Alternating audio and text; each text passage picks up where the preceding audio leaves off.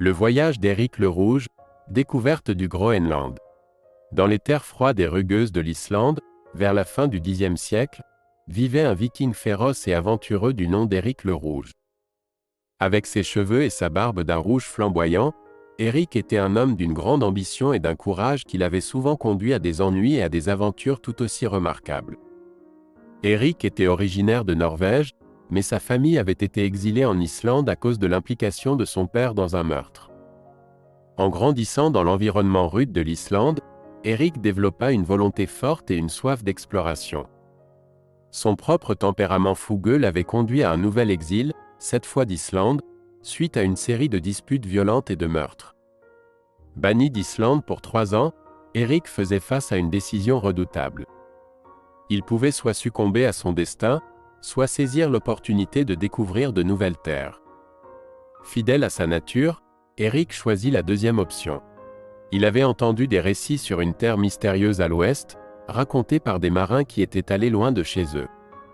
Poussé par l'esprit d'aventure, Éric décida de se lancer dans un voyage qui changerait le cours de l'histoire. Rassemblant un équipage d'hommes courageux et de robustes dracars, Éric mit les voiles à travers l'océan Atlantique Nord périlleux. Le voyage était dangereux, marqué par des tempêtes féroces et des eaux glaciales. Pendant des semaines, ils luttèrent contre les éléments, leur détermination inébranlable. L'esprit de l'équipage était maintenu haut par le leadership sans peur d'Éric et l'espoir de trouver une nouvelle terre fertile où il pourrait repartir à zéro.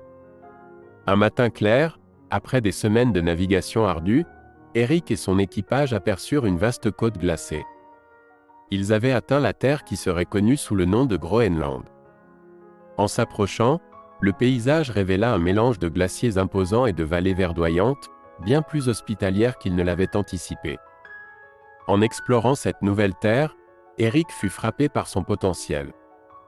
Malgré le climat rigoureux, il vit des pâturages fertiles et des eaux poissonneuses. Lui et ses hommes établirent les premières colonies nordiques sur la côte sud-ouest. Éric nomma cette nouvelle terre Groenland, croyant qu'un nom agréable attirerait d'autres colons. Éric retourna en Islande après sa période d'exil, apportant des récits de cette terre nouvellement découverte. Ces histoires furent accueillies à la fois avec scepticisme et intrigue. Cependant, son charisme et la promesse de nouvelles opportunités conduisirent beaucoup à le rejoindre pour un voyage de retour au Groenland. Ce second voyage marqua le début de la colonisation nordique au Groenland, établissant Éric le Rouge comme une figure légendaire de l'histoire viking. La colonie d'Éric le Rouge prospéra pendant des siècles, apportant des contributions significatives à la narration de l'exploration de l'ère viking. Bien que sa vie ait été marquée par la controverse et les conflits, l'héritage d'Éric en tant qu'explorateur audacieux et fondateur du Groenland perdura. L'histoire d'Éric nous enseigne la poursuite incessante de nouveaux horizons, le courage de faire face à l'inconnu, et le pouvoir de la vision pour transformer les défis en opportunités. Son nom reste gravé dans l'histoire comme un symbole de la bravoure viking et de l'esprit de découverte.